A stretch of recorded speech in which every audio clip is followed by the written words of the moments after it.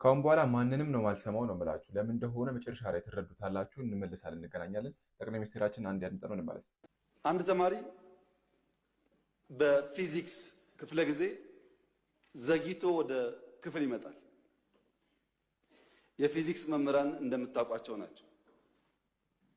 የእነሱን ክፍለ ጊዜ ማርፈድ ነውር ብቻ ሳይሆን ወንጀል አድርገው ያስባሉ። በአማርኛ ክፍለ ጊዜ እንደምንም ይገባል፣ በጂኦግራፊ እንደምንም ይገባል። ፊዚክስ ማትስ ሲሆን ግን መምህራኖቹ አያስጠጉም ታውቃላችሁ። እና አንደኛው ተማሪ አርፍዶ መጣ። ለምን አርፍደ መጣ ሳይለው መምህሩ እንዴት በኔ ክፍለ ጊዜ ተረፍዳለህ ብሎ በረንዳ ላይ ከክላሱ በር ላይ ተንበርከክ ይለዋል።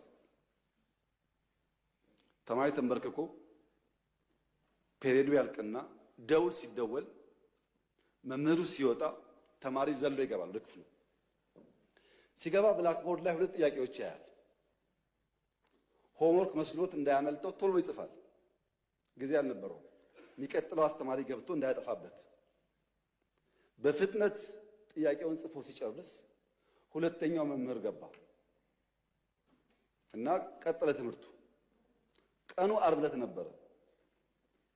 ታውቃላችሁ እንኳን ሙሉ ፔሪየድ 10 ደቂቃ 20 ደቂቃ ስታረፍዱ በጣም ብዙ የቀረባችሁ ስለሚመስላችሁ ጭንቀት አለው። እና ልጁ ቤት ሲገባ ሆምወርክ ነው ብሎ ለይቱ ሙሉ ሲቆፍር አደረ፣ አልቻለም። ቅዳሜ ሙሉ ቀን ቆፈረ፣ አልቻለም። ቅዳሜ ያደረበት አልቻለም። እሁድ ዋለበት፣ አልቻለም። እሁድ አጋማሽ ሌሊት ላይ አንዷን ጥያቄ መለሳት። አንዷን መልሶ አንዱ ከበደው። አስቡት፣ ዓርብ፣ ቅዳሜ፣ እሁድ ሁለት ጥያቄ ለመመለስ ሲፈጋ ቆይቶ እሁድ ሌሊት አጋማሽ ላይ አንዷን መልሶ አንዷ ቀረችውና ሰኞ ጠዋት ትምህርት ቤት ሄዶ የፊዚክስ መምህር ገብቶ አዲስ ቻፕተር መጻፍ ጀመረ። ተማሪው እንደ መምህር የባለፈው አሳይመንት ሳሉ የባለፈው ሳምንት ሆምወርክ ሳሉ ያማል እንደ ባለፈው ሆምወርክ አልሰጠውም ይላል መምህሩ። እንደ ሁለት ጥያቄ ጽፈው አርፍጄ ገብቼ ጽፌ ያለው እኮ ይላል። እና መምህሩ ምን አለ?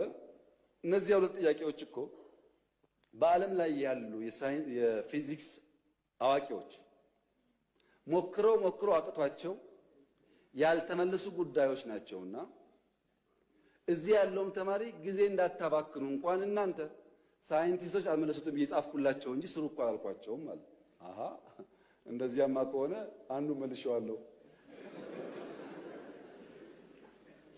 መምህሩ ሲያይ ሰው ሲያሳዩ ለካ ትክክል አንደኛውን ፈቶታል። ዓለም አልቻለም የተባለው ለምን ስላልሰማ